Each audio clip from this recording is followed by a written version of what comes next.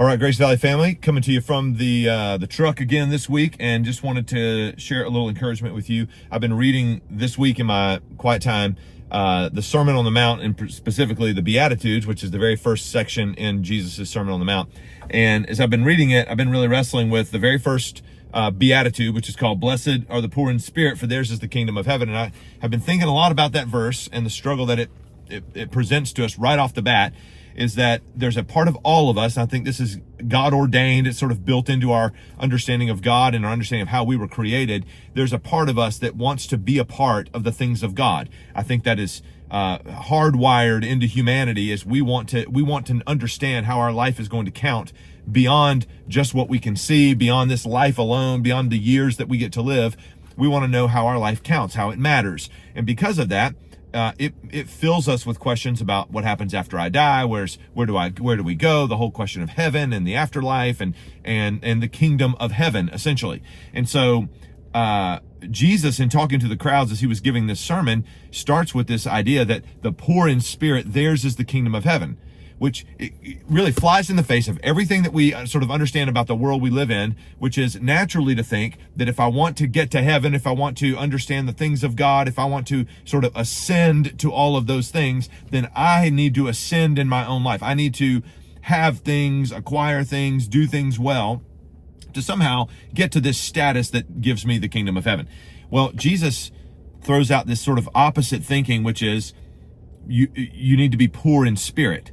And that's a really great metaphor. It's a great mental picture for us to think about how we are spiritually before God. He says, "Blessed are the poor in spirit," which nobody would ever think anybody that is poor is blessed. And the whole concept there is Jesus wants us, he's guiding us to identify our spiritual condition as poor, especially as it relates to our kind of living life on our own, or what we're able to achieve on our own. So the idea is that we understand our life, our future, ultimately our eternity is blessed because of a poor in spirit attitude, where we say, okay, Jesus, we understand that we don't really have anything to bring to the table. There's nothing that we can generate out of our own lives that will make our lives good enough for you, for God, for heaven. And so instead, we're going to take a posture of humility, a posture of being poor, literally coming to God saying, "God, whatever you have to give is what I need," instead of trying to find those needs in and of ourselves. And I think that's the posture of the Christian faith. And so I think it's one of the reasons why we so love the Sermon on the Mount, is because it calls us to a life that I think, if we're honest, we really know that we need, even though it is so difficult to fathom living in a way that that would be poor in spirit, that would be embracing the weakness and the absence of all these things that we need, but instead going to Jesus and saying, "Jesus, I need you to have what I don't have. I need you to give what I can't create." And so I want to just challenge you today as you think about your walk with God. Inevitably, we all have areas of our lives where we are looking for this world or relationships or something in our jobs. We're looking for something to make us feel whole, or to feel good enough, or to feel blessed or happy in some way. And Jesus is giving us an alternative way to look, or way to live. And that is to see our lives as dependent on God. God, we need you to give us what we can't get on our own. We are poor in spirit. We're like little beggars with our little cup coming to Jesus going, "Jesus, can you make my life count? Can you give me what really matters?" And that is a very difficult thing to propose to human beings, because as humans, we want to fight for our own way. We want to try to make ourselves important by the things that we can achieve or own or get. And so it really is a challenge.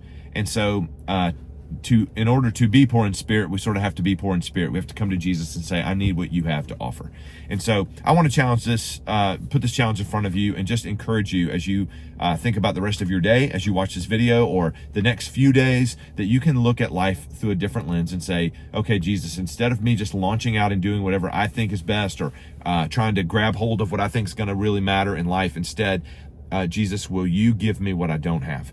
Will you give me the patience I don't have? Will you give me the grace for others that I don't have? Will you give me the contentment in life that I don't have, so that I learn to depend on you? And then because of that, God, would you give me the peace that I need in my life to accept what you give me?" And I think that's probably the hardest part, is because I want peace on my own terms. I want to have life my way. And Jesus says, well, it just doesn't work that way, because we bring too much damage and brokenness to our lives. We really need a new way and a different way to live. So that's Matthew chapter 5, verse 3. Man, I would encourage you to read it and just meditate on it. Think about that, and let the Lord speak to you over the next few days. We are entering into fall break for a lot of people. I know that some are on fall break this week, and you got other people on fall break next week. But I just want to encourage you, as you get that time away, hopefully with family or friends, that you will allow the Lord to speak to you, that you won't neglect that time with God, even though you're quote unquote on vacation or taking time off. Use some of that time to invest in your relationship with God. Read the Bible, pray, engage with the Lord in your life wherever you are in the next week. So anyways, I hope you're doing well. I hope you have a great rest of your week and weekend. And Sunday, we will be in, I think, part 6 of This We Believe, our series going through some elements of apologetics. I hope you can be a part of that this Sunday. And if we miss you this Sunday, we'll see you next. And so have a great rest of your week. We'll see you soon. Bye.